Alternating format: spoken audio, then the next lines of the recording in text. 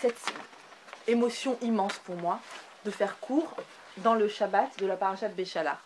Je suis plus trop crédible parce que je vous le dis à chaque fois. Ce Shabbat, cette semaine, c'est... Mais vraiment, Shabbat de Béchalar, c'est exceptionnel. C'est une semaine avec un potentiel extraordinaire. Il faut comprendre ce potentiel pour pouvoir le saisir. Vous savez, on le dit souvent régulièrement que le temps juif, c'est un temps sous forme d'ellipse, c'est-à-dire que l'énergie qui a soufflé au premier Pessah de la sortie d'Égypte est une énergie que l'on sent régulièrement chaque année à la sortie d'Égypte. D'accord? À Pessah, en fait. Pour nous, à Pessah, c'est-à-dire que c'est cette même énergie qui a porté les Bnei Israël et qui leur a ouvert plein de portes, c'est une énergie que l'on ressent régulièrement chaque année. D'accord, puisqu'on se trouve sur, j'ai envie de dire, sur la même abscisse, ou la même ordonnée, comme vous voulez, que nous étions il y a tant et tant de milliers d'années. Et donc, cette semaine, Shabbat Parashat Béchalar, c'est la semaine de l'ouverture des portes fermées. C'est la semaine des sorties de crise.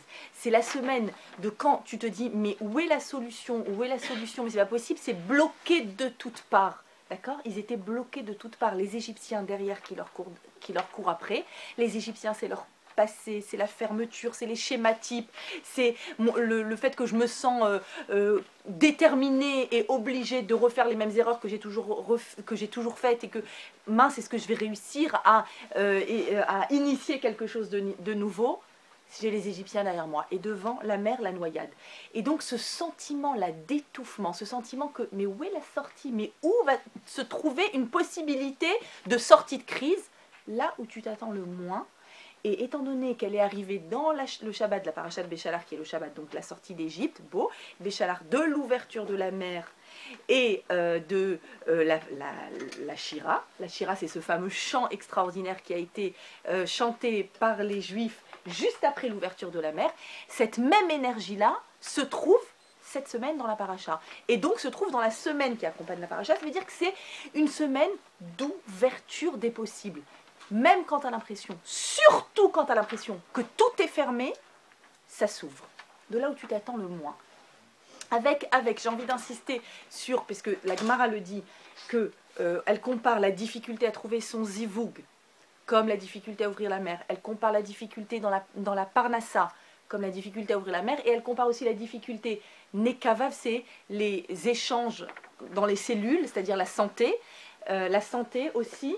Donc ça veut dire dans ces trois domaines surtout, il y a une force intrinsèque, une énergie que j'ai envie de dire Hachem, il nous souffle cette énergie. Cette semaine-là, à l'intérieur de toutes les journées de la semaine et encore plus de Shabbat. On a un potentiel aussi extraordinaire de quoi on va en parler aussi dans ce cours, un potentiel d'augmenter notre confiance en Dieu, parce que c'est de ça qu'il s'agit. Il y a un thème qui est récurrent dans la paracha, vous allez voir, c'est le thème du bitachon. Bitachon, c'est la confiance en Dieu. On va le définir exactement. La Emouna, c'est le grand titre, avoir la foi, croire en Dieu. Le bitachon, c'est ok, tu crois en Dieu. Mais ça s'exprime comment concrètement au quotidien dans ton existence? En fonction de la capacité à ressentir l'intervention d'Hachem dans notre vie, dans notre quotidien, tout le temps en permanence, on a un niveau plus ou moins grand de bitachon. Et je vous rassure tout de suite, ce n'est pas une donnée qui est fixe, c'est comme un muscle. Plus on le muscle, plus il a de la capacité, plus il a un potentiel. Donc le bitachon, c'est quelque chose dont il faut parler, parce que plus on en parle et plus on réfléchit à cette notion-là, plus on devient des champions du monde de bitachon. Donc, on va voir en quoi c'est récurrent dans la paracha. Alors, de quoi s'émeut le midrash le plus dans cette paracha et de quoi nous aussi on va s'émouvoir le plus. Le midrash s'émeut de la Shira. Cette fameuse Shira qui est rentrée dans la liturgie tous les jours, la prière de tous les jours se fait avec un passage qui commence par Az Yashir Moshe Uvnei Israël et Ashira Azot, Vayomru les morts. Donc, ce long passage qui est écrit sous forme de chant, extrêmement poétique qui figure dans la paracha de Béchalar a été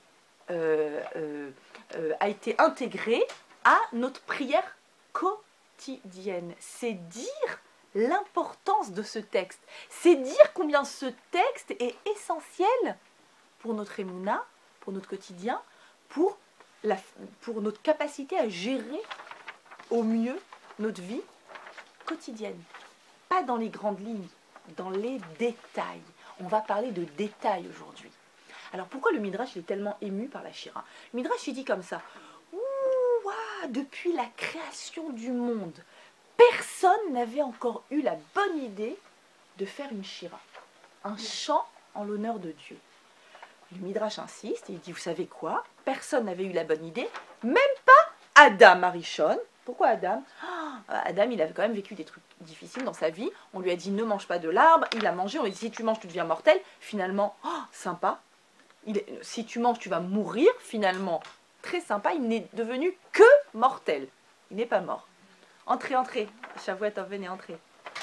Il y a plein de places au premier rang. C'est des places plus chères, mais on vous autorise.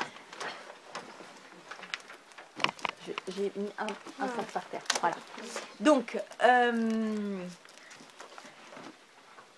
ici.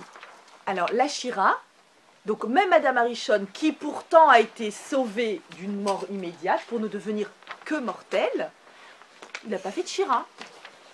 Et qui d'autre? Avraham Avinu, qui a été sauvé du Kif Shanaes, de la fournaise ardente. Vous savez qu'il avait été jeté par Nimrod dans la fournaise ardente. Ça, c'est du miracle quand même. Faut y aller. Pas de Shira. Il y a Yitzhak. Yitzhak qui a été sauvé du sacrifice. Pas mal aussi. Non, pas de Shira. Et Yaakov qui a été sauvé de Esav, du malach d'Esav, de Shechel. Lo Amar Shira. Il n'a pas dit de Shira. Il va falloir qu'on attende quoi? Qu'on attende l'ouverture de la mer et que tous les juifs à l'unisson, hommes et femmes, avec les tambours battants, vous allez voir, on va en parler aussi, tous ensemble se mettent à chanter une Shira. Attends, qu'est-ce qu'on est en train de nous dire là? Quand même, Avraham, Yitzhak, Yaakov, Adam Arishon, le premier homme qui a été le plus proche de Dieu que l'on ne puisse être et que l'on ne sera jamais, d'accord? Au jardin d'Éden. Personne n'a eu la bonne idée de chanter une Shira. Il faut attendre les Juifs quand l'ouverture, quand la mer s'ouvre, que les Égyptiens sont engouffrés à l'intérieur des eaux tumultueuses derrière, tout d'un coup une Shira. Nous explique le Midrash ici. C'est qu'il ne faut pas confondre Shira et autre chose, Mizmor. Mizmor Shir le Yom HaShabbat, qui fait partie de la prière de Shabbat, c'est un Mizmor, donc un cantique, un chant. Alors ça va être difficile. En français, on ne va pas réussir à avoir assez de synonymes au mot chant pour pouvoir rendre compte de tous les termes en hébreu. En hébreu, on aime le chant, on aime la danse, on aime la fête, et on a un nombre incroyable de termes pour l'exprimer. Donc Adam Arishon, qu'est-ce qu'il a fait? Il a fait Mizmor Shir Yom HaShabbat, est arrivé Shabbat. Il a été pris, après sa faute, d'une angoisse. Mais d'une angoisse, mais comment Hachem il dit non et moi je dis oui? Comment j'ai pu être bête? Comment j'ai pu être bête? Comment j'ai pu rentrer le mal à l'intérieur du monde, le rat à l'intérieur du monde? Il se sent, mais vraiment, il a un sentiment de culpabilité terrible. Arrive le Shabbat, soulagement, c'est bon. C'est bon d'évacuer, c'est bon de rentrer dans la Kedusha, c'est bon d'entrer dans autre chose, c'est bon d'arrêter de penser à j'aurais pu et j'aurais dû et j'aurais... Et il écrit et il chante un mizmor, un chant de soulagement. Ensuite, Avraham, Yitzhak et Yaakov, qui ont tous eu des miracles extraordinaires, ils ont tous, par exemple, fait des sacrifices, c'est écrit dans la Torah. À chaque fois qu'il y a eu un miracle, ils ont fait un sacrifice, donc ils ont remercié Hachem. Mais ce qu'ils n'ont pas fait, c'est qu'ils n'ont pas fait une shira. Et ce qu'on veut faire aujourd'hui, c'est comprendre, mais qu'est-ce que c'est une shira? Qu'est-ce qu'il y a de tellement révolutionnaire dans le fait d'être capable de chanter une shira? C'est ça qu'on va voir ensemble. Donc en tout cas, qu'est-ce que ce n'est pas? C'est pas un mizmor, c'est pas un chant de soulagement. C'est pas un chant qu'on fait quand ça aurait pu être terrible, c'était terrible, mais ça y est, c'est passé. Ouf, stop, c'est passé, c'est fini. L'examen est derrière moi. Je souffle. C'est pas ça. Qu'est-ce que c'est qu'une shira? Alors, le Midrash, toujours le Midrash, vient et nous dit, vous savez ce que c'est qu'une shira? Déjà, une shira, c'est pas un shir. Un shir, c'est quoi? C'est un chant au masculin. Alors, une shira, c'est quoi? Un chant au féminin. Vous voyez comme en français, on est embêté. Comment vous voulez que je vous traduise? Le chant masculin et le chant féminin. Il n'y a pas, chez nous, il y a le chant, c'est tout. On n'aime pas trop chanter en France. Juste, allons enfants de la patrie, c'est tout. Donc, shir, un chant, c'est tout. Non, en hébreu, t'as shir, t'as shira, t'as mizmor, t'as nigun, on a plein d'autres. Bref, ici, le Midrash insiste, il dit, tu sais ce que c'est une shira? Une shira, c'est un chant féminin. Il a un type particulier féminin. On va voir c'est quoi ce type féminin. Pourquoi c'est pas masculin? Parce que, dit le Midrash, le shir au masculin, on le garde pour quand? Du temps du Mashiach. Du temps du Mashiach, on chantera un dernier shir, ça sera un shir masculin. Pour l'instant, on chante seulement une shira, et ont eu la bonne idée d'inventer la shira, les juifs à ce moment-là. Alors qu'est-ce que c'est? Et pourquoi c'est tellement important que ce soit au féminin? Quelle est l'analogie avec la femme? Dit le Midrash, tous les cantiques qui ont été dits dans le monde, donc après ce fameux tout premier, l'ont été au féminin, en mode shira. Car de même que la femme est enceinte, puis accouche, et à nouveau enceinte et accouche, etc., etc., de même, les souffrances apparaissent. Mais dans le monde futur, comme je vous l'ai dit, quand il n'y aura plus de souffrance, autrement dit, quand il n'y aura plus de changement d'état, à ce moment-là, on récitera un shir au masculin. Qu'est-ce que le Midrash est en train de... C'est vraiment bizarre ce Midrash, hein? Difficile hein, à pénétrer ce Midrash. Le Midrash veut ici nous faire une analogie entre l'être féminin, le mode féminin, et cette capacité à dire merci à Hachem de façon très spéciale en mode shira. Alors il y a deux analogies importantes entre la shira et la femme. C'est quoi ces deux analogies? La première, il nous le dit, en fait, le Midrash Texo, il faut le décortiquer comme ça, c'est dans le fait qu'il y a dans l'état féminin des changements perpétuels. On le sait, n'est-ce pas? Des changements permanents. J'ai vu sur, je sais pas, ça a dû passer sur les réseaux, sur Facebook ou quoi, une image adorée, tellement vraie, tellement vraie. Le titre, c'était les 24 heures de la journée d'une femme et les 24 heures de la journée d'un homme. Alors, dans les 24 heures de la journée d'une femme, d'un homme, on va commencer par le mieux, dans les 24 heures, donc shir au masculin, la constance, bien sûr, c'était un émoticône, donc un smiley qui se réveille le matin, les yeux ronds, tout content, là, et ensuite, 24, les mêmes. Tac, tac, tac, tac, tac, tac, tac, tac, tac, 24, 24. Le dernier, dodo, c'est bon, avec les ronflements. Voilà. 24 heures dans la journée. Alors, 24 heures dans la journée d'une femme, comment ils l'ont fait? Mais c'est fou, avec une image simple, percutante. C'est, tu te lèves le matin, là ça va, hyper contente, hyper pressée, hyper énervée, hyper angoissée, de nouveau hyper contente, morte de rire, morte de peur, rouge de colère, très pressée, pas du tout pressée. Voilà, tac, tac, tac. T'avais pas un le même que l'autre, vous imaginez, 24. Il faudrait que je le retrouve. 24 complètement différents. Le dernier, le même que l'homme, avec les ronflements moins. C'est là, le shir et la shira, c'est pour nous montrer quoi? Le shir, c'est la constance dans le monde futur quand il n'y a plus de souffrance. C'est-à-dire qu'un état perpétuel, un état stable. Alors que shira au féminin, c'est un état dans lequel il y a des changements en permanence. Et ces changements-là t'incitent justement, c'est ces changements-là. Et paradoxalement, dans lesquels il y a des moments difficiles, hein, puisque, je vous l'ai dit, dans les 24 heures, il y a des moments très difficiles. Et c'est pas par hasard que le Midrash parle d'accouchement, de naissance, de douleur, de souffrance, de difficulté. Quand il dit accouchement, il dit tout. Il dit la difficulté à élever un enfant, la difficulté... Tout ce qui est accouchement dans la vie, tout ce que tu dois accoucher dans la vie, difficilement, très difficilement des fois, et ça recommence. Et c'est cyclique. Et c'est changeant. Et c'est au féminin. Contrairement à l'homme, comme on a dit, pour lequel shir, la constance. Pourquoi, en deux mots, pourquoi la constance? La constance masculine, dans la Kabbalah, c'est souvent, ça revient le principe d'une constance au niveau du masculin. Parce que l'objectif, la mission des hommes, c'est de se bonifier, de grandir à travers l'étude de la Torah. L'étude de la Torah demande une constance, demande une discipline, demande de ne pas d'être en permanence avec des hormones intérieures et des émotions violentes intérieures. Il faut une certaine constance. Alors que la femme, sa mission, c'est se grandir, se bonifier, se rapprocher d'Hachem. Comment? Par la tfila. La tfila, le meilleur moyen de se mettre en connexion avec Hachem, c'est Hachem. C'est comme ça que ça fonctionne. C'est-à-dire que la constance, de fait, quand la vie se répète, et d'abord on s'ennuierait, honnêtement. On s'ennuierait. Mais il faut dire que quand même, ça crée ça crée des incompréhensions majeures. Nous, on est là quand on a un problème et qu'on s'est énervé sur un truc, on s'est accroché, et là, on rentre dans un... Souvent, vous connaissez, on rentre dans un mutisme. Je vais faire la gueule, je parle plus, il va bien comprendre. Mais le problème, c'est que lui, qui est constant, il n'a pas la moindre idée pourquoi tu te tais. Il se dit, soit elle n'a rien à dire, soit c'est parce qu'elle est hyper contente que ma mère s'est annoncée pour la semaine prochaine, elle est tellement contente qu'elle n'a rien à dire, soit c'est parce que peut-être qu'elle a fait Netila, qu'elle ne peut pas parler, elle n'a pas encore pris son motif. Il n'a pas la moindre idée. Pourquoi? Parce que dans son truc de constance, il ne voit pas pourquoi. Il faudrait qu'à un moment tu parles, tu racontes un truc, à des moments, non, je fais la tête. Bref, donc le shir et la shira, ici, c'est très important. C'est justement, il faut que ce soit une shira, c'est-à-dire il faut que ça provienne d'un changement d'état, même des fois d'un changement d'état brusque, qui va t'inciter à dire une shira.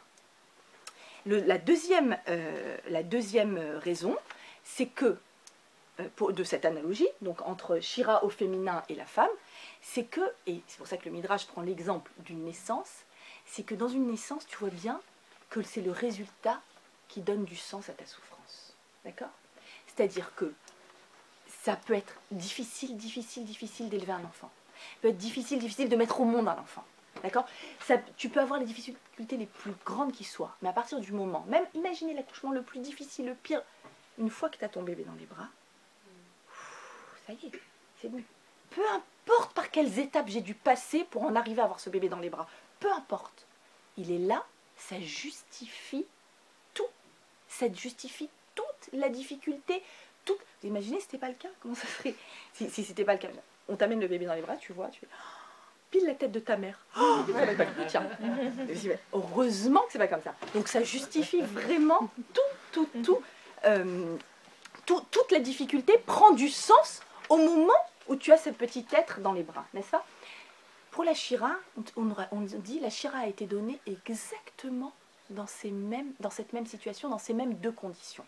La première, c'est quoi? La délivrance n'est que partielle. On dit que partielle, pourquoi? Parce que de quoi il s'agit ici? Le Midrash nous dit, donc il s'agit de quelqu'un qui a une souffrance, donc prend l'image d'une souffrance d'un accouchement, puis d'un bébé, puis elle recommence. Attends, t'as dit, quand tu étais en train de souffrir, t'as dit plus jamais ça, qu'est-ce qui t'arrive? T'as oublié déjà? Justement, il fallait l'oublier, c'est que ce qu'il y a d'extraordinaire dans la shira, c'est que c'est quelque chose qui est prononcé par les bénis Israël quand la délivrance n'est pas totale. C'est pas que la femme, elle se dit, ça y est, c'est fini, j'ai plus aucune difficulté dans la vie. Avec cet enfant, ça va aller, le blond de Gad Elmaleh, direct, tout, direct, impeccable. Pas du tout, on sait bien que c'est pas comme ça. On sait bien que là, tu as passé les douleurs de l'accouchement, après il y a tout le reste, je sais pas jusqu'à quand. Là, j'en suis à 15-16 ans pour l'instant, on verra. Donc, mais effectivement, ce n'est qu'une étape, c'est-à-dire que c'est une satisfaction, la naissance, sur une douleur qui est passée, qui prend du sens, mais je ne sais pas ce qui va arriver après. C'est-à-dire que ce n'est pas... Je ne peux pas dire, je suis sortie d'affaire. Ça y est, c'est bon. Plus de difficulté. Plus rien n'est difficile. Maintenant, je suis tranquille. Comment tu peux dire ça? Ça, nous dit le Midrash. Ça, c'est quand? Au moment du Mashiach, tu pourras dire ça. Plus aucune difficulté. La parnassa, tranquille. Les études, tranquille. L'éducation, tranquille. La communication avec mon mari, tranquille. Tout tranquille. Jamais. Jamais. Ça n'existe pas, ça n'existe pas. C'est vraiment quelque chose à imaginer pour le Mashiach, pour Triatamitim. Ici, tout est de l'ordre de la Shira. Mais l'intelligence de la Shira, l'intelligence, pourquoi c'est génial, pourquoi il y a une telle émotion du Midrash, waouh, personne n'avait dit de Shira, juste maintenant on dit une Shira. Parce que qu'est-ce qu'ils disent? Regardez, je vous ai mis un verset de la Shira à titre d'exemple. Qu'est-ce qu'ils disent dans ce verset? Ils disent Teviemo vetita emo behar nachaletra, que tu les aies amenés puis fixés sur ce mont dans ton domaine, c'est-à-dire en Eretz Israël. Amenés puis fixés. Mettons-nous une demi-seconde à la place des Bnei Israël qui chantent la Shira. C'est génial. Ils ont assisté, dit le Midrash, à des miracles que les plus grands des prophètes plus tard n'ont pas vus.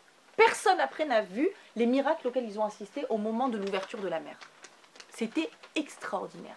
Ça méritait une Shira extraordinaire. Sauf que quoi? Ils sont très bien. Donc, ils avaient peur des Égyptiens. Maintenant, les Égyptiens, on les voit morts. Ça y est. On n'a plus peur des Égyptiens. On n'a plus peur du passé. Mais de quoi on a peur? Du futur. Ils ont le droit, ils sont en mesure d'avoir peur du futur. Ils sont où? Ils sont dans le désert. Ils vont où? Nulle part. Elal, il n'y a pas. La Aliyah, il n'y a pas. L'agence juive, il n'y a pas. Il n'y a rien.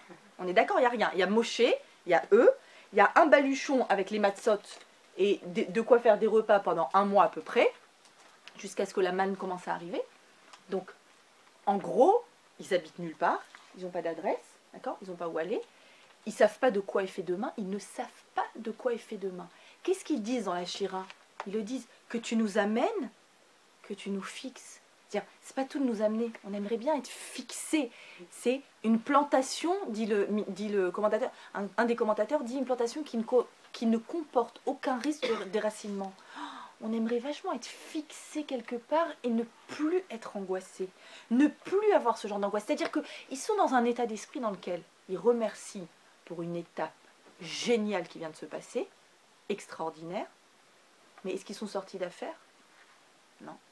D'ailleurs, il va y avoir un Malek qui va rentrer en guerre contre eux, il va y avoir un problème, ils ne vont pas avoir d'eau, on va en parler, ils ne vont plus avoir à manger, on va en parler aussi. La manne, le BR, le puits, ils ne sont pas sortis d'affaire encore. Mais ils ont cette intelligence, c'est les premiers à le faire. Dire une shira, faire un chant de remerciement à Hachem, non pas sur une délivrance totale, c'est bon, c'est tranquille, avec cet enfant je suis tranquille, avec la parnassa je suis tranquille, avec mon mari ça se passe super bien, jusqu'à 120 ans, génial. Non, pas du tout. C'est une shira sur quoi? La définition de la shira, c'est tu sors d'un état difficile, mais tu n'es pas sorti d'affaire. C'est la capacité à dire merci à Hachem sur quoi? Sur super, aujourd'hui mon patron m'a pas saoulé. Mais t'es pas contente au boulot? Ouais. Mais super, aujourd'hui ça s'est bien passé. Super, aujourd'hui l'école m'a pas appelé pour mon enfant.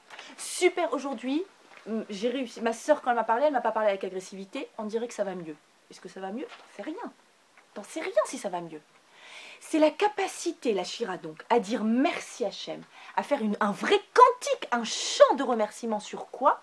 Non pas parce que tu es complètement sorti d'affaire, non pas parce que tu es déjà sous la roupa, mais parce que tu as avancé dans la vie, parce que tu es plus clair avec toi-même, parce qu'il s'est passé quelque chose de positif dans ton existence, quelque chose, un détail.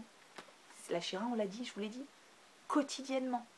On l'exprime quotidiennement. C'est-à-dire que chaque jour, c'est pas possible qu'il y ait une journée qui se passe dans laquelle tu n'as pas de raison de dire une shira. Et il faut trouver les raisons de dire une shira. Il faut réussir à se mettre dans cet état-là de délivrance partielle. On ne fonctionne pas comme ça de façon naturelle. De façon naturelle, comment on fonctionne? Qu'est-ce que je m'en fiche si maintenant il y a eu ce petit détail, truc. Moi, ce que je veux, c'est, ça y est, je vais être tranquille que cette personne n'est plus du tout malade. Je veux être tranquille. Ok, alors j'ai un résultat d'analyse qui est bon. Et alors? Non, moi je vais être sûre que tout va bien. Moi je vais être sûre que j'aurai plus jamais tellement de problèmes de shalom bayit. Je veux être sûre que ma fille soit mariée. Ça y est, je veux l'avoir mariée. Je veux être mariée. Je veux être sous la roupa. Je veux pas. Qu'est-ce que je veux? On a l'habitude, naturellement, notre fonctionnement, c'est un fonctionnement de tout ou de rien. On est totalitaire, c'est-à-dire on a vraiment envie d'être dans une situation, waouh, le big miracle définitif. Il m'est arrivé un miracle, génial, je vais le raconter à tout le monde, je vais faire une shira, ça y est, c'est fini, c'est terminé, c'est derrière moi. Là, ce qu'il y a d'extraordinaire dans la shira, c'est qu'on te dit, c'est pas comme ça ma chérie que ça se passe. Ça se passe jamais comme ça. Ça se passe jamais avec des gros miracles énormes, avec tout d'un coup une solution qui arrive de façon là où tu l'attendais le moins, mais en une seconde, sans processus. Tout est processus. Il n'y a rien qui rentre pas sous le phénomène du processus. Qui dit processus dit être patient. Mais est-ce que pour autant je dois attendre d'arriver en bout de processus pour exprimer de la reconnaissance? Non. Et toute la capacité, c'est une vision, j'ai envie de vous dire, la shira, ce qu'elle a d'extraordinaire ici, et ce qu'on apprend ici, c'est qu'on est en train d'apprendre un nouveau regard sur son existence. Un regard juif sur son existence. Non pas un regard de « je veux arriver à telle destination », un regard dans lequel il y a des arrêts réguliers, et chaque arrêt a son importance. Chaque étape a son importance, et chaque étape mérite d'être spécifiée, et mérite même que l'on dise une shira, à l'intérieur de chacune des étapes. Ça veut dire que, en fait, on nous demande de regarder notre vie avec un zoom. Mais un zoom dans quoi? Un zoom dans le positif. Comment on fait, nous? On fait toujours l'inverse. Vous allez voir, on fait toujours, on le fait, mais dans l'inverse. C'est-à-dire que le positif, on a envie d'arriver à destination. Tant que je suis pas là-bas, c'est nul, c'est nul, c'est nul, ça m'a saoulé, ça m'a saoulé. Les propositions de travail, elles sont nulles, c'est pas assez bien. Je veux tel que je l'imagine, le khatan tel que je l'imagine, la belle-mère telle que je l'imagine, tu rêves, tu l'auras pas, etc., etc. Et en fait, ici on est en train de te dire, mais attends. Dans tout ce qui t'arrive de positif, fais un zoom dans ta vie. Vous savez, comme sur le portable, on sait trop bien faire les zooms là, avec les deux doigts. Alors, on va faire des zooms dans notre vie, comme ça. On va regarder sur les choses positives. Et sur les choses négatives, comment on fait? On fait pile l'inverse. On s'arrête à chaque élément négatif qui s'est passé.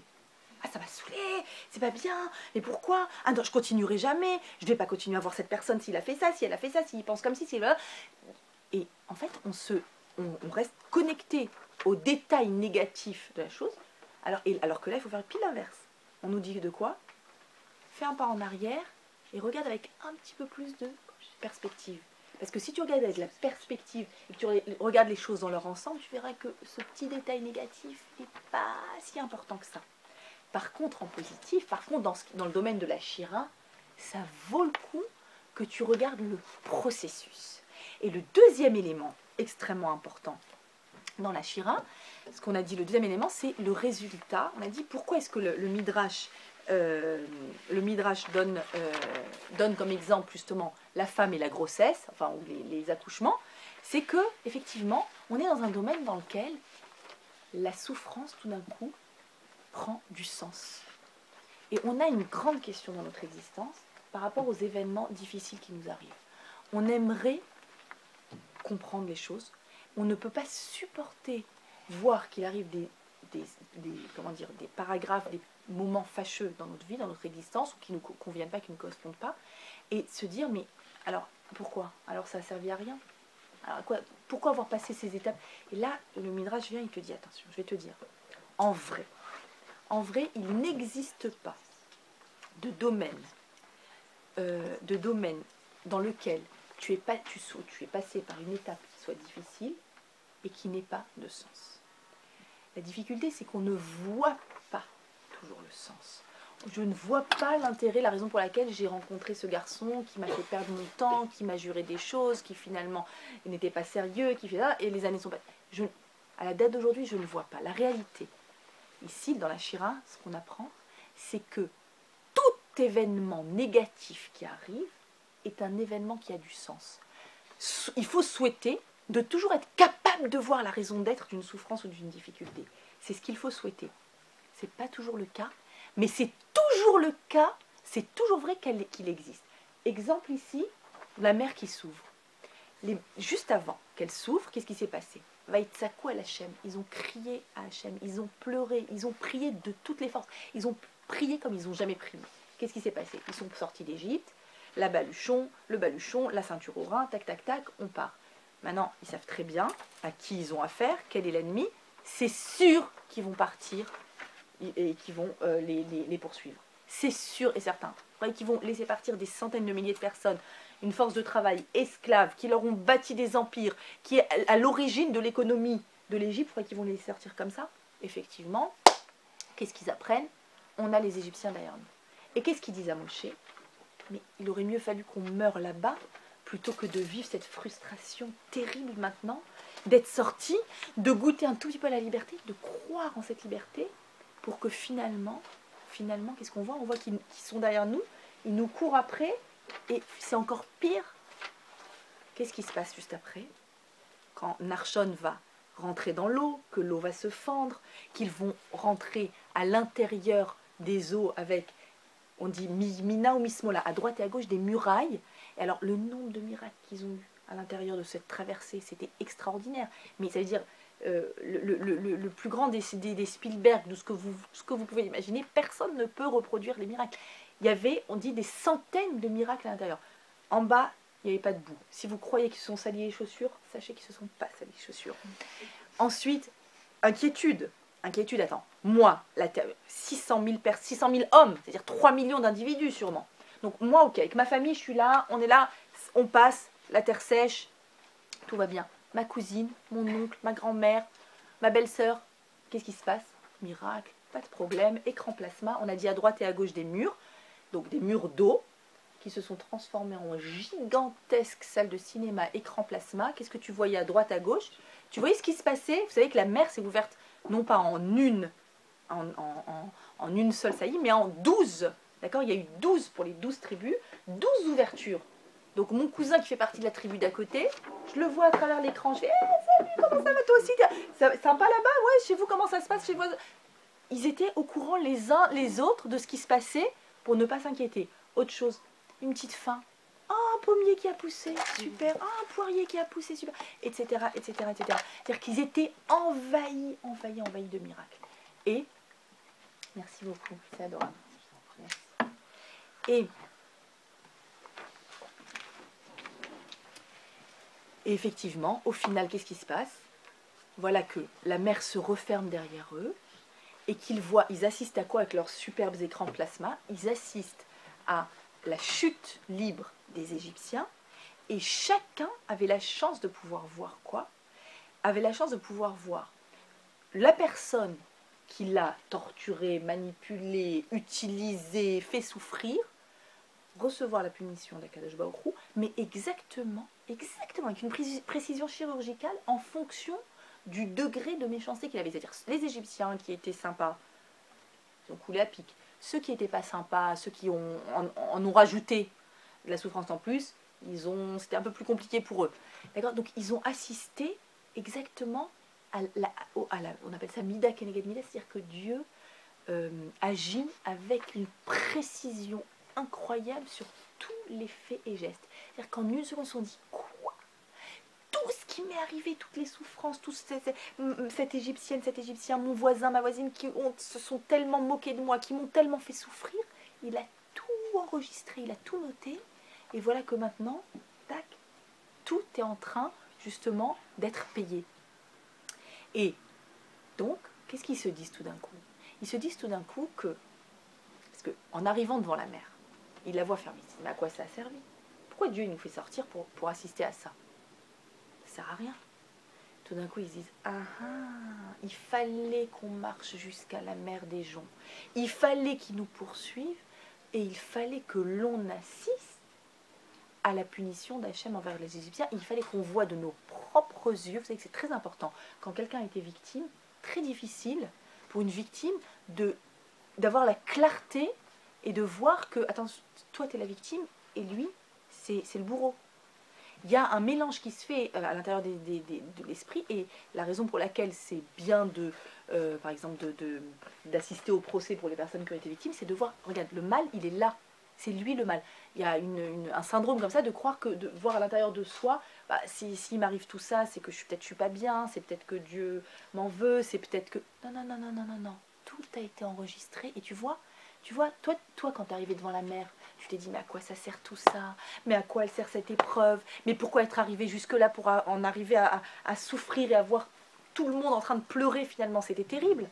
Et au final, maintenant je comprends. C'était pour qu'on assiste à la défaite. C'était pour qu'on voit qu'à la fin, toujours, c'est les méchants qui sont punis. Toujours, c'est toujours comme ça que ça fonctionne. C'était pour que vous vous sentiez rassurés qu'il n'y a rien de négatif chez vous. Vous avez été esclave parce que vous avez été esclave. C'est parce qu'il y a quelque chose de mal ou de pas bien que vous faites. Et donc, enfin, la Shira ici, elle vient dire, j'ai souffert énormément au moment où j'ai vu les Égyptiens derrière moi. Maintenant, je comprends. Et de la même façon, c'est, comment vous dire, c'est un prototype. La sortie d'Égypte, c'est le prototype, et ensuite, on n'a que des clones de ça, en permanence. C'est-à-dire que toute situation de délivrance que nous vivons aujourd'hui, elle a, dans un certain pourcentage, elle tire son essence du prototype qui s'appelle sortie d'Égypte, qui s'appelle ouverture de la mer. C'est-à-dire que dans ta propre ouverture de la mer à toi, que nous allons vivre tous cette semaine, dans cette ouverture-là, tu verras à un moment, on va voir à un moment, c'est sûr et certain, pourquoi finalement le mal a eu lieu. Pourquoi à un moment, il a fallu passer par ce moment qui était difficile, qui m'a apparu comme en trop et difficile. Finalement, il trouve sa justification et sa raison d'être à l'intérieur de la Shira. Et c'est pour ça qu'on dit, qu'on prend l'exemple des enfants ou des naissances, parce que finalement, après, quand quand nos enfants sont adultes, la plupart des personnes là sont très très jeunes maintenant, mais aujourd'hui ce soir, mais là quand on voit nos enfants ensuite adultes, je vous projette, pas grave.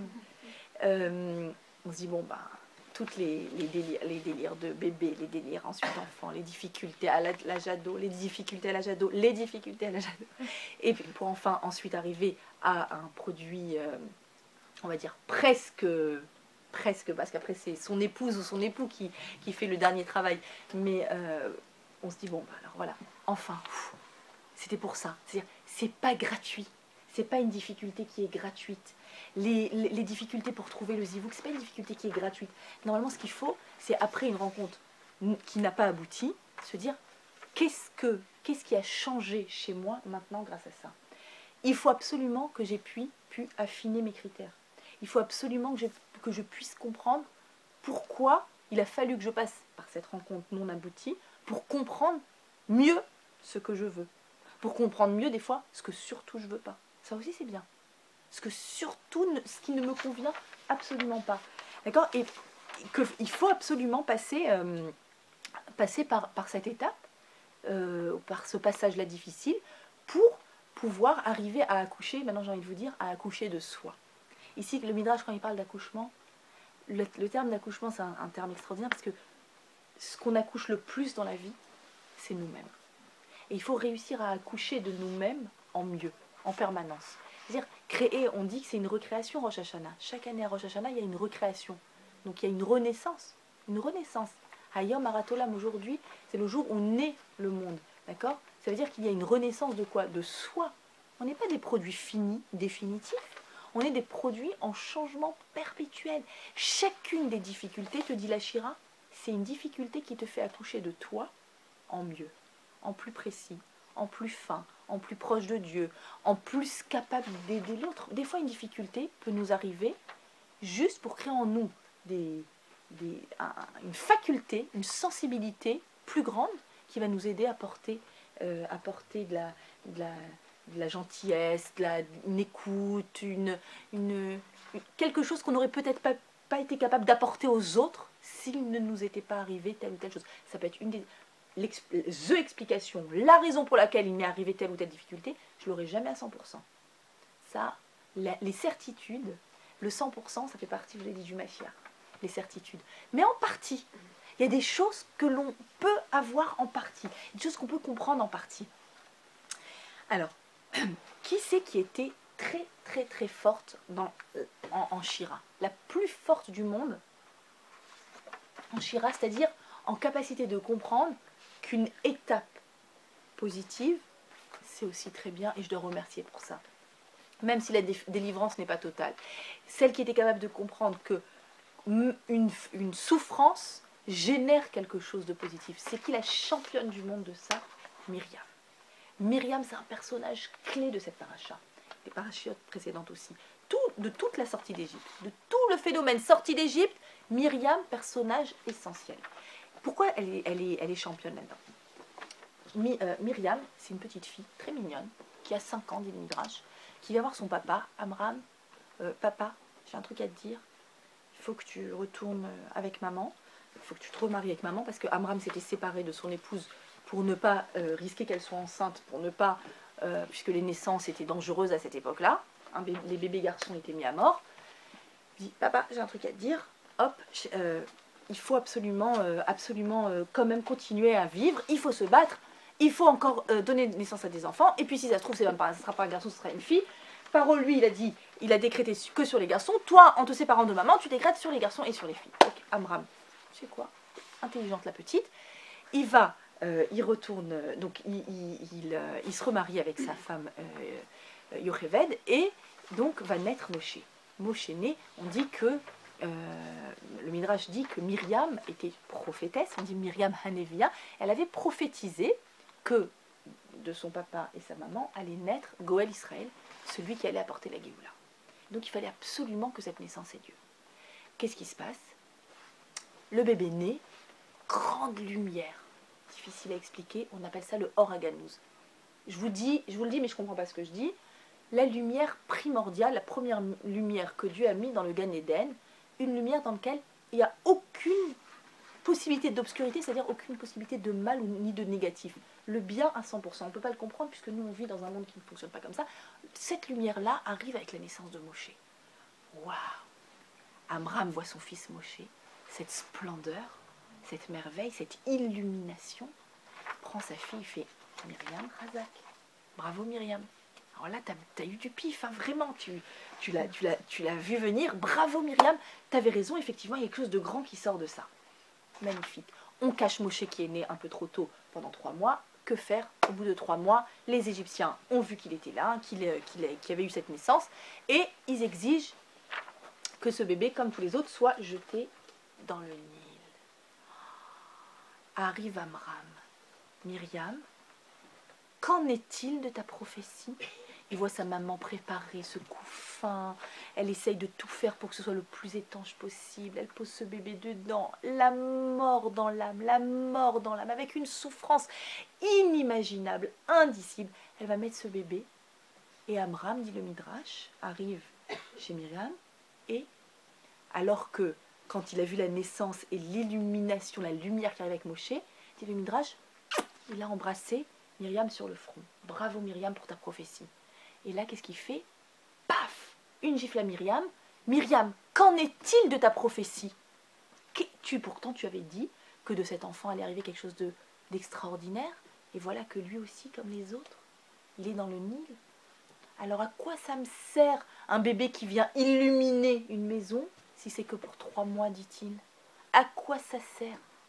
Myriam, championne du monde des processus lents, des étapes, de la capacité à voir dans une délivrance partielle, une délivrance quand même. Elle lâche pas le morceau.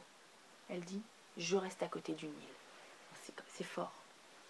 On voit que Agar et Avdil, quand Agar, son fils Ishmaël, a été renvoyé avec Ishmaël, Ishmaël n'avait plus d'eau, il était en train de mourir presque, elle s'est éloignée, elle ne voulait pas le voir, on comprend. Quelle maman peut, que Dieu nous en préserve, assister à quelque chose aussi difficile? Impossible, elle s'éloigne. Myriam, elle va, quel courage! Elle va, elle dit, je reste à côté. Tu vas assister à quelque chose d'horrible. Vaut mieux pas regarder. Vaut mieux pas regarder, franchement. C'est impossible. J'ai prophétisé quelque chose concernant cet enfant. Ça a l'air horrible, la situation. Elle a l'air négative. Quelque chose sortira de positif. Elle assiste justement à Bathia qui descend se laver dans le Nil.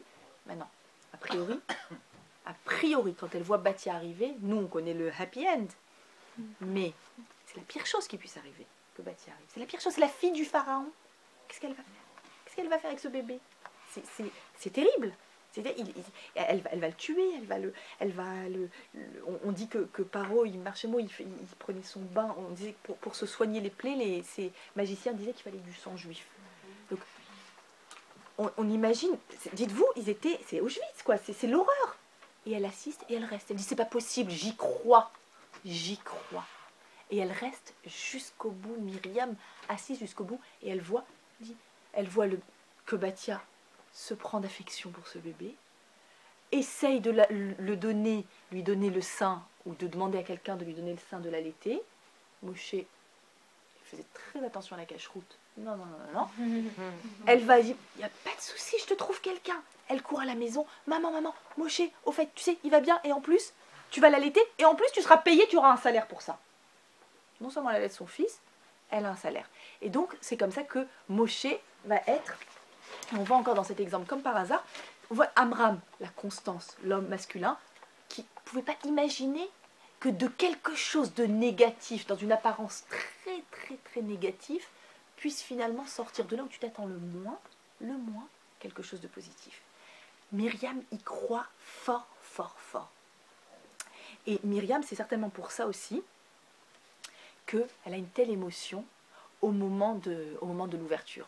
La Torah précise, je vous ai mis le verset, je crois, Vatikar Myriam Anevia. La Torah précise, on sait, il y a écrit Asiachir Moshe Ogni Israël. Tout le monde a chanté la Shira. Tout le monde a dit, on n'est pas encore en Israël, on n'est pas sorti d'affaires, c'est pas grave. On a compris quelque chose, on veut remercier Hachem, on chante une Shira. Extraordinaire. Les anges se sont tus pendant la Shira. Les anges ne pouvaient rien dire, tellement que il y avait quelque chose d'impénétrable, d'extraordinaire, hors du temps. Myriam, de son côté, la Torah le précise. Vous croyez que tout le monde, je te précise quelque chose. Myriam a été prise d'une émotion. très spécial à ce moment-là. Elle a pris les femmes à part, elle est allée chercher les tambourins, et elle leur a dit, venez, on va faire, en plus de la shira qu'on a fait tous ensemble, on va faire notre shira à nous, la shira féminine. Myriam, elle est prise d'une émotion extraordinaire devant au bord du Nil. Ça lui rappelle certainement tout d'un coup cette sortie de crise, cette sortie d'état qui avait l'air complètement bouché de toutes parts. Finalement, tout va bien. Finalement, Akadosh Baruch Hu fait un miracle hors du commun. Ça lui rappelle quoi? Au bord d'un autre, c'était pas Yam Souf, la mer des joncs, c'était au bord du Nil, quand de là où elle attendait le moins, il y a un miracle qui est arrivé, il y a Batia qui a pris ce bébé, elle a pu l'amener à sa maman, c'est-à-dire que, et Myriam, on va voir tout le long de la vie de Myriam, tout le temps elle est liée à l'eau, puisque c'est grâce à Myriam aussi, on va en parler, que les bénis Israël ont pu avoir de l'eau pendant 40 ans dans le désert, d'accord? Myriam, elle a un thème récurrent, c'est l'eau. L'eau qui est l'expression même de ce qu'on appelle la tsura, de ce qu'on appelle le chomer, pas la tsura. Le chomer, c'est la matière par excellence. C'est-à-dire que l'eau, qu'est-ce qu'elle fait? L'eau, elle peut prendre toutes les formes, toutes les couleurs, tous les goûts, d'accord? Et elle peut être à l'état solide, liquide, gazeux. C'est-à-dire que c'est le monde des possibles, d'accord? L'eau correspond toujours dans la Torah au monde des possibles. Myriam, l'eau, c'est vraiment un thème qui est très fort chez elle, qu'on voit, qui revient en permanence. Et elle a cette posture, Myriam, de la femme capable de faire une shira, de la femme capable de remercier et de voir de voir des étapes et de voir le fil directeur des étapes. Là maintenant, elle voit enfin un fil directeur depuis sa prophétie qui a eu lieu il y a beaucoup d'années. Qu'est-ce qu'elle fait, Myriam? Myriam, elle va prendre les toupim et les brelottes. Attends, tous les commentateurs s'arrêtent sur ce verset. Myriam a dit aux femmes, allez, chacune sort son tambour, toupim, les tambours, on va chanter notre shira à nous à Hachem. Qu'est-ce qui ne va pas dans ce verset? Immédiatement, tous les commentateurs s'arrêtent. Mais qu'est-ce que c'est que cette histoire? Attends. Au début de la paracha, on a bien vu qu'ils sont sortis d'Égypte, Bechipazon, à la va-vite, en toute hâte. Ils se sont dépêchés. Ils n'avaient pas le temps. Il fallait partir à minuit pile, Makat Bechorot, avant le lever du soleil. Avant le lever du soleil, c'est-à-dire à la pointe du jour, tout le monde, 3 millions d'individus dehors. Vous imaginez? Attends, nous on est là avec la Aliyah, attends, il faut que je réfléchisse. Réunion numéro 1, réunion numéro 2, je vais faire un voyage d'enquête, je vais revenir. En quelques heures, vous prenez vos clics et vos claques, vous partez, vous décampez tout de suite. Maintenant, dites-moi, imaginez, vous êtes là-bas, d'accord? Il y a Moshe et tous les Ékénim, les anciens, qui passent dans les rues. On sort d'Égypte, allez, on sort à telle heure, rendez-vous à la sortie de la ville, on sort. Vous êtes là. Future maman, il y a surtout des futures mamans ici. Et les mamans qui sont là. Qu'est-ce que vous mettez dans vos valises? Non mais sérieux, vous avez quoi? 2 heures pour les faire, mais en tenant compte du fait que dans ces 2 heures, vous devez faire vos matzot. Parce qu'il faut partir. Qu'est-ce qu'on va manger? On ne sait pas, encore une fois, c'est pas Hilal, hein. Donc, où on va? Il faut qu'on prenne quand même de quoi manger pour toute la famille. Donc, qu'est-ce que vous mettez dans vos valises? Réfléchissez. Vous mettriez quoi? C'est les mamans qui vont parler. Obligé. Qu'est-ce que tu mets? Allez, dis, ça me donne l'occasion. Je prends mon café, je fais ma pause café. Qu'est-ce que vous mettez? Bon, le portable, c'est clair, on est d'accord, obligé. La tablette, ok. Les bijoux. Bon, les bijoux, ils ont pris le temps de les prendre. C'est clairement écrit. Les médicaments, ok. Bon, avant ça, les premiers besoins. Les habits, habits, rechange, nourriture. Voilà, la maman qui parle. La nourriture, les habits. Première chose. Et médicaments, on est d'accord.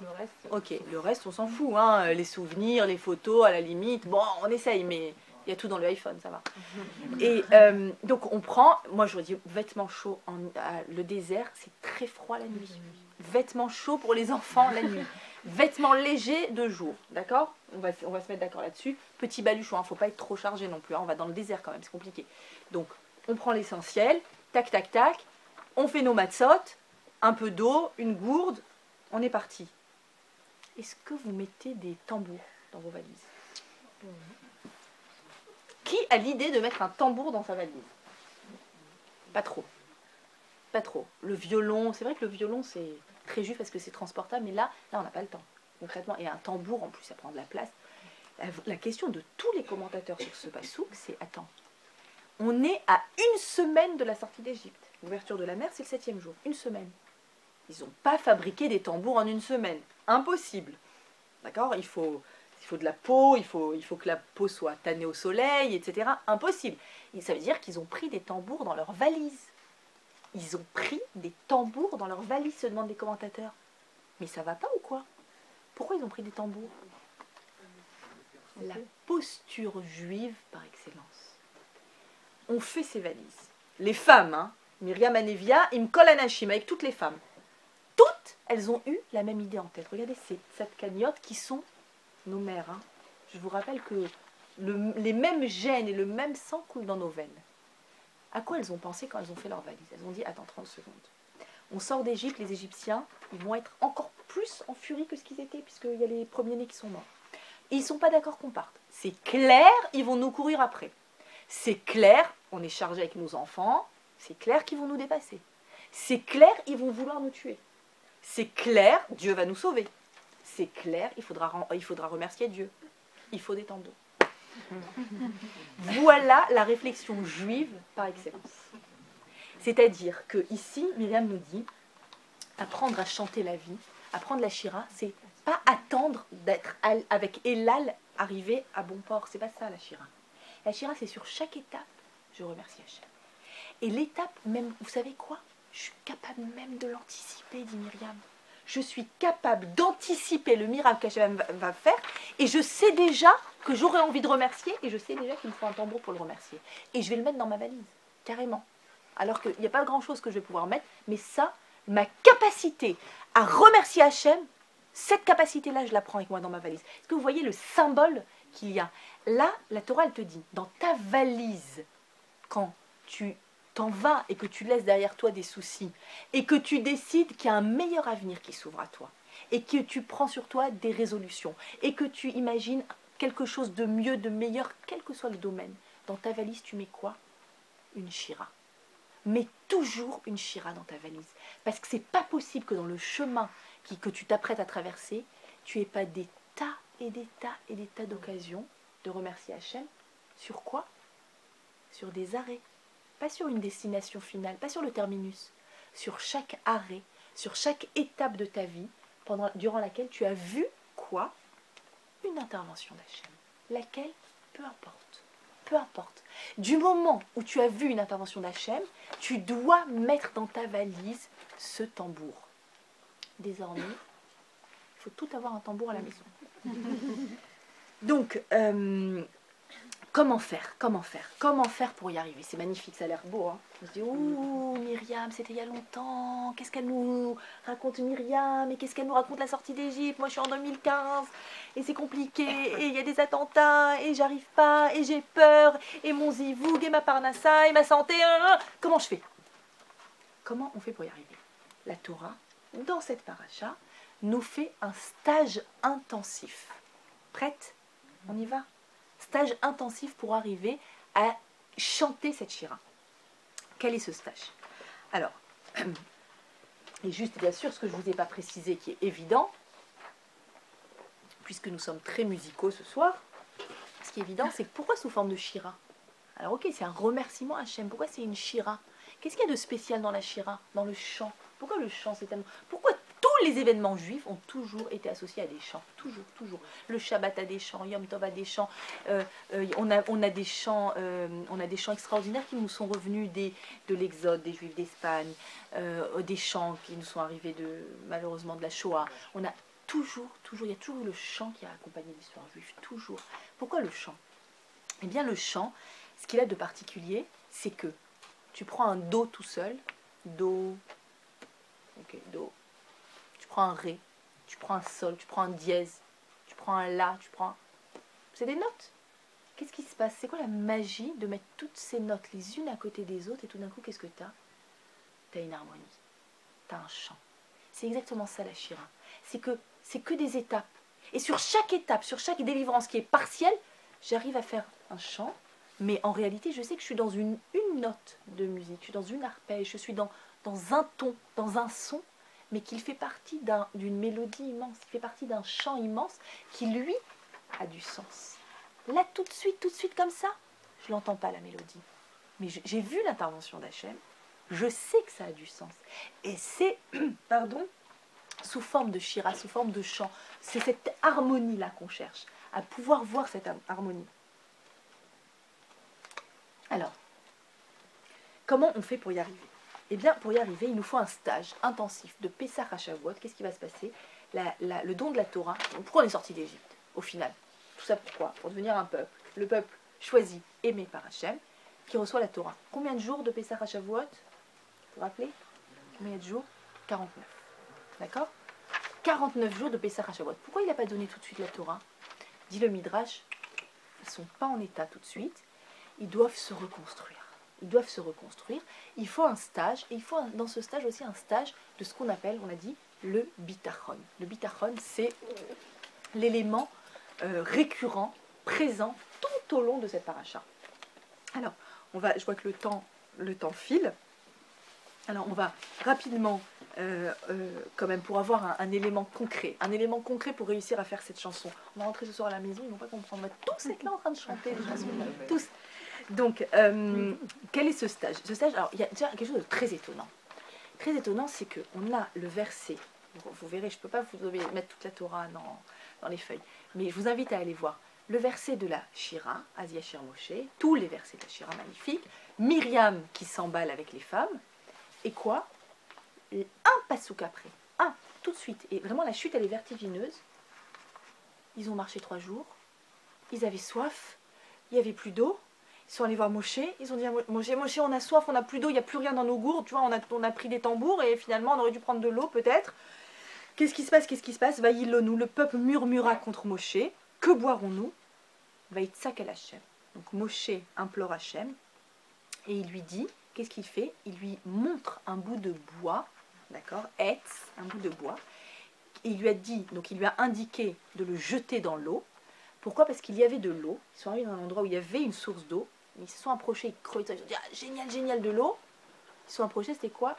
Comme l'eau de la mer morte, amère, enfin, salée, amère. Là il y a écrit Mara, comme le maror, amère. Une eau amère, imbuvable. Hachem montre, donc ça c'est des versets écrits dans la Torah. Hachem montre à Moshe, tu vois ce bâton? Vas-y, tu le jettes dans cette source d'eau qui est amère. Paf! Et tout d'un coup, qu'est-ce qui se passe? Il y a des gens incroyables qui ne ferment pas leur portable. C'est fou, hein. En plus, c'est Raphaël. Qui sait que je suis en couple. Donc, et l'eau est devenue matok, shanatova ometuka, sucrée, douce, est devenue douce.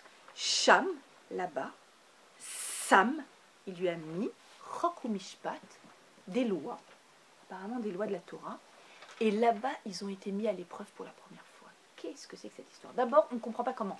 Ils sont passés de l'état de Shira, un état extraordinaire, 3 jours après. Waouh, qu'est-ce qu'on va manger? Qu'est-ce qu'on va boire? C'est pas possible, l'eau n'est pas bonne. Comment c'est possible? De là, le Midrash s'apprend. C'est comme ça que le Midrash se permet de voir ici une allusion extraordinaire au fait que qu'est-ce qui se passe quand tu râles, en fait? Qu'est-ce qui se passe quand ça ne va pas? C'est un manque. Est-ce que vraiment c'était un manque d'eau? Dit le Midrash, En Maïm et la Torah. Quand on parle d'eau, on parle toujours de Torah. C'est le monde des possibles. Les infinies possibilités, donc c'est ce qu'il y a, c'est la Torah elle-même. De quoi ils avaient soif, en fait? De Torah. C'est exactement de là que vient l'habitude dans les synagogues, vous savez, de lire à la Torah le lundi et le jeudi. Pourquoi? Pour ne pas... Donc il y a le Shabbat, le lundi et le jeudi. Ça fait que quoi? Que la Torah, il n'y a pas 3 jours d'affilée sans que l'on ait lu à la Torah. Parce que si pendant 3 jours d'affilée on ne lit pas la Torah, il y a un manque immense intérieur. Et donc, on arrive à une situation d'insatisfaction et de mal-être, etc. Et donc, ici, qu'est-ce qui s'est passé? La Torah, le Midrash vient et dit, attends. Ici, ce qui s'est passé, c'est que, non pas, bien sûr, ils ont eu soif d'eau, il y a toujours le sens simple. Et derrière ce sens simple, qu'est-ce qu'il y a? Ici, ils ont, en réalité, été en manque de Torah. Ils étaient en manque de Torah. Et qu'est-ce qui se passe? Truc bizarre. Et c'est ça qui permet au Midrash de voir que Etz, l'arbre, c'est quoi? pareil, on rapporte un verset du Michelet, Etz Chaim hi la machazikim. C'est quoi l'arbre? L'arbre par excellence, c'est la Torah. Etz Chaim, c'est la Torah. Donc, et Vayoreu, le terme Vayoreu, ça ressemble au terme Torah. Dit le Midrash, il n'y a pas écrit Vayar et où il lui a montré, il y a une bizarrerie grammaticale, il y a écrit, il lui a enseigné. Vayoreu, c'est-à-dire il lui a enseigné. De tous ces éléments-là, on voit que, en fait, Hachem lui a donné des halachot, lesquels, le Shabbat, le respect des parents, d'autres halachot, peu importe. Il lui a enseigné quelques halachot, quelques lois de la Torah à enseigner aux Hébreux pour les remplir de Torah, pour qu'il n'y ait plus ce manque incroyable. Et qu'est-ce qu'il y a d'ici de bizarre? Pourquoi il y a un S bizarre? Il y a un miracle ici, cette eau qui devient douce, mais qui est de l'ordre de l'épreuve. Là-bas, il les a mis à l'épreuve. Qu'est-ce qui se passe? On est en train de te dire ici quelque chose d'essentiel. On est en train de te dire, tu sais, voilà, ils assistent à une eau qui est amère, et en y glissant une branche d'arbre, nous explique le Midrash, cette branche d'arbre amère elle aussi, elle avait la même amertume que l'eau. Qu'est-ce qui s'est passé? L'eau est devenue douce. Attends, 30 secondes. Je sais qu'il y a des pharmaciens ici. Quand le pH est acide, qu'est-ce qu'on fait pour passer à un pH basique? En rajoutant du pH basique? Du pH acide? Non, je ne crois pas. N'est-ce pas? Ça ne fonctionne pas. Si je prends un médicament, d'accord, un médicament que mon enfant ne veut pas prendre, et que je lui dis, tu sais quoi, je te rajoute un deuxième médicament pire dedans. Allez, vas-y, hop, et je te le donne. Ça va passer, hein, ça va devenir... Non, ça va pas passer. Il faut mettre du coca, il faut mettre du Nutella, il faut mettre encore une couche de Nutella, une autre couche de coca, et ça passe. Comment on fait? Comment ça se fait? Qu'est-ce qui s'est passé? Qu'est-ce qui s'est passé là? Ils deviennent fous, ils disent, je prends quelque chose d'amer, je rajoute quelque chose d'amer, ma toque, c'est sucré. Il dit, c'est exactement ça ce qui se passe dans la Torah. Ce qui se passe dans la Torah, jamais, au grand jamais, je vous le dis, ça m'est jamais arrivé que quelqu'un vienne et me dise, tu sais quoi, j'ai décidé de faire Shabbat, mais quel kiff, j'ai raté ma série préférée, j'ai pas pu appeler ma mère, j'ai pas pu voir mes amis, j'ai rien fait pendant 24 heures, c'était génial, c'était génial.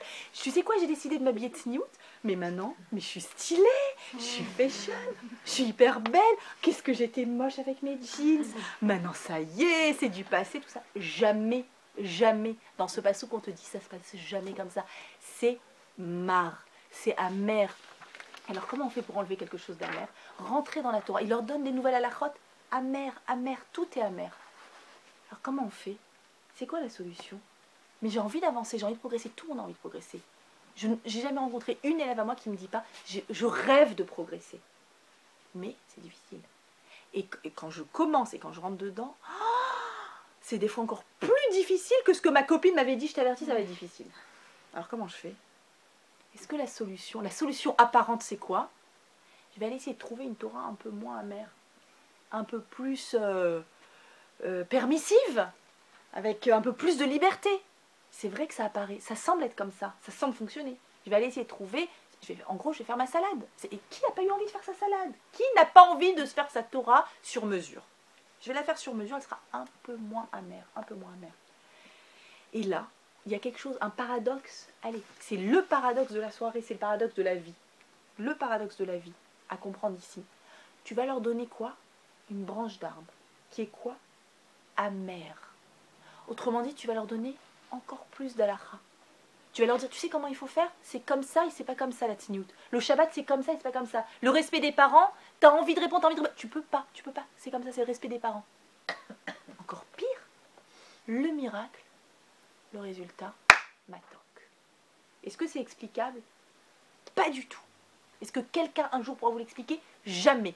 Par contre, la seule chose que vous pouvez voir, pour voir que c'est effectivement comme ça que ça fonctionne, c'est-à-dire que le premier Shabbat, on fait que vendredi soir. C'était horrible, c'était compliqué. Mais ça va, on savait qu'il y avait Shabbat. C'était compliqué. Le deuxième Shabbat, on se dit, mais c'est de la folie. En fait, je peux pas le faire à ma salade, je vais le faire entier. C'était horrible? Non, ça allait. Le troisième, ça allait. Le dixième, c'était génial, je peux plus vivre sans Shabbat. Je ne peux plus vivre sans Shabbat, je ne peux plus vivre sans magie, je ne peux plus vivre sans les lois. Mais comment ça fonctionne? Pourtant, pour tout le monde, c'était amer au début. Le grand paradoxe, c'est-à-dire que moi, tous les Baalei Tchouva, toutes les personnes qui ont eu la chance, qui ont eu le courage, qui ont eu l'énergie de faire cette démarche de rentrer dans la Torah, nous racontent tous la même histoire, tous. C'était facile? Non, c'était un cauchemar. Tes jeans te manquaient? Je pleurais quand je les regardais dans mon armoire. Je pleurais, je me mettais à pleurer. Toutes les filles me racontent la même chose. Et au final, bah ça va. Mais comment ça se fait? Je sais pas. C'est pas logique, c'est pas normal. Il n'y a rien de logique, il n'y a rien de logique. C'est le principe de ce hetz, de cette branche de bois qui est amère, et tout simplement en rajoutant encore plus de Torah sur une base qui est déjà difficile à digérer, le résultat c'est ça fonctionne. Je ne sais pas pourquoi, je ne comprends pas, ça fonctionne.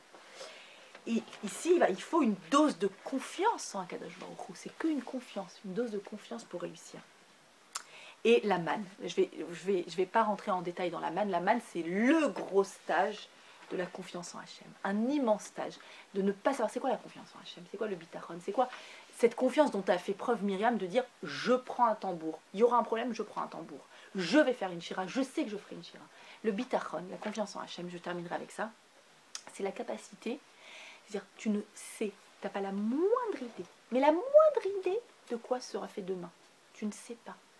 Tu ne sais pas, ça va aller, si Dieu veut, à col de c'est pas ça le bitachon. Je ne sais pas de quoi sera fait demain. Je ne sais pas comment cet enfant va grandir. Je ne sais pas si avec ce garçon ça va donner quelque chose. Je n'ai pas la moindre idée. Tout le monde rêve de quoi? C'est quoi la plupart des choses que j'entends? De certitude. S'il te plaît, tu peux me dire si c'est le bon? Moi, je vais te dire si c'est le bon. C'est-à-dire, toi, tu ne sais pas si c'est le bon. Tu viens de passer 1 an et demi avec lui et moi, je vais le voir en 5 minutes, je vais te dire si c'est le bon. Mais toujours cette demande. Dis-moi si c'est le bon. Tu peux me dire, je ne sais pas si c'est le bon, un bon job pour moi. Parce que, voilà, je ne sais pas si il faut vraiment que je déménage ou que je ne déménage pas.